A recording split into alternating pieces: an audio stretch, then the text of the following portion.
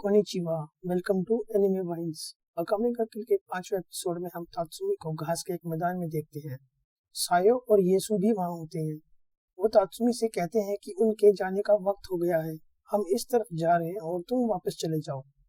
तात्सुमी कहता है कि तुम ऐसा कैसे कर सकते हो, हम तो हमेशा साथ ही रहे हैं। येसु बोलता है कि तुम्हें अब नए दोस्त मिल गए हैं।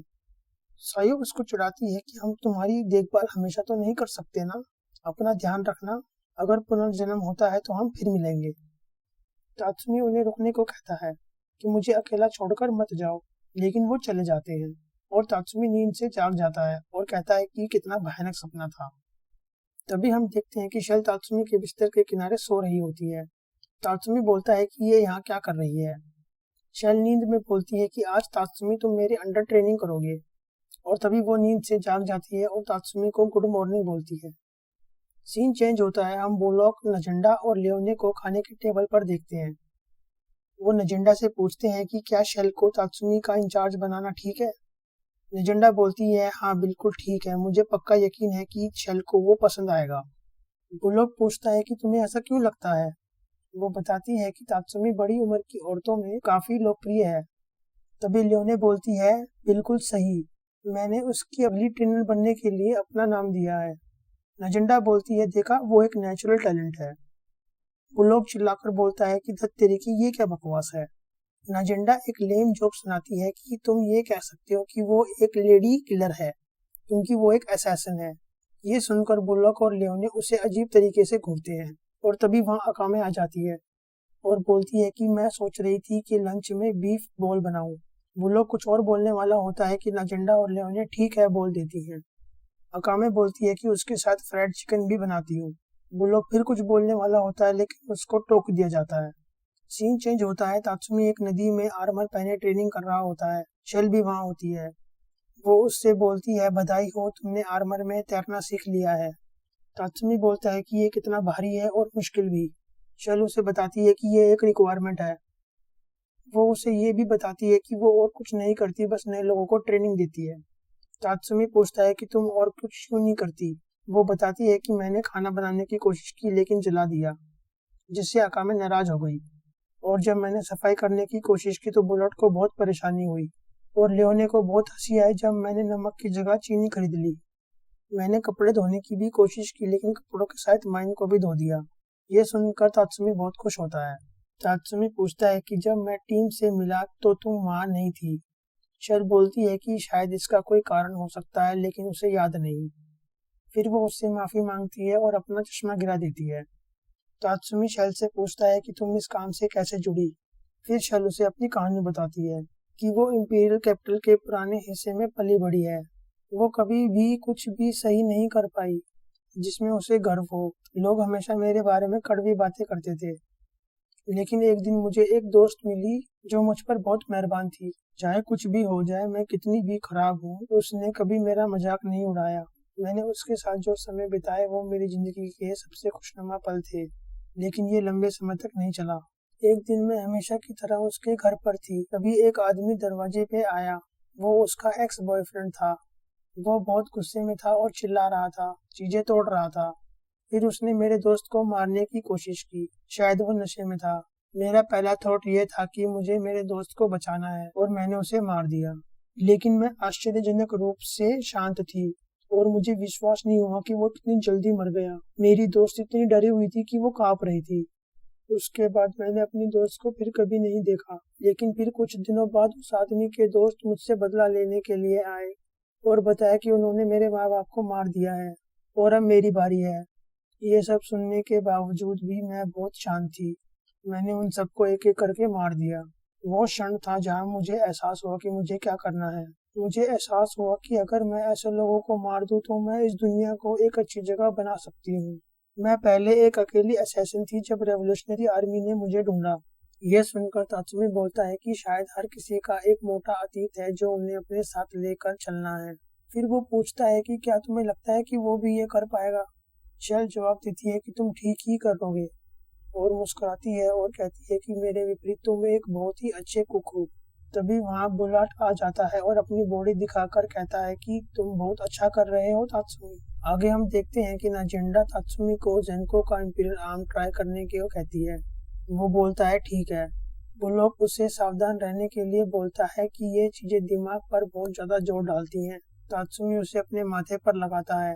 नाजिंडा बताती है कि हमारे पास इसके बारे में ज्यादा जानकारी नहीं है। अकामे तात्सुमी को बोलती है कि जेनको इससे लोगों के माइंड पढ़ सकता था, क्या पता शायद तुम भी कर पाओ। तात्सुमी अकामे का माइंड रीड करने की कोशिश करता है, लेकिन वो नाकाम रहता है। माइन उसे चढ़ाती है, फिर वो दोबारा कोशिश करता है और वो सफल होता है। उसे गैंग की सारी फीमेल मेंबर कम कपड़ों में दिखाई देती हैं और वो हैरान हो जाता है और कहता है कि जिस किसी ने भी ये इंपीरियल आर्म बनाया है वो महान है। लेकिन तभी उसे अजीब सा महसूस होता है। वो इंपीरियल आर्म उसे रिजेक्ट कर देता है। वाइन बताती है कि इंपीरियल आर्म से जुड़ाव पहली ट्राई में ही पता लग जाता है। नजिंडा बोलती है कि मैं इसे जांच के लिए मुख्यालय भेज देती हूँ। ऐसा कई बार होता है कि हमारे मिशन के दौरान हमें इंपीरियल आर्म्स का सामना करना पड़ता है। हमारे वरिष्ठ ने उन्हें चुराने या तबाह करने की सलाह देते हैं। नाजिंडा तात्सुमी को इंपीरियल आर्म्स से जुड़ी एक किताब देती है और उसे पढ़ने को कहती है। तात्सुमी उस किताब को देखकर बोलता है कि यहाँ कितने सारे और कितनी तरह के इंपीरियल आर्म्स हैं। वो नाजिंडा से पूछता है कि इनमें से सबसे ताकतवर कौन सा है। वो बोलती है कि ये उन्हें इस्तेमाल करने वाले पर निर्भर करता है, लेकिन फिर वो बोलती है कि अगर मेरी मानो तो एक है जो बर्फ को मैनिपुलेट कर सकता है, लेकिन दुर्भाग्य से वो अभी राजधानी में नहीं है। वो अभी उत्तर में लोगों को वश में करने की कोशिश कर रही है। तात्सुमी पूछता है कि उत्तर के लोगों को क्यों, तो नजंडा बताती है कि जो उत्तर की जनजाति का राजकुमार है उसका नाम नूमा सेका है।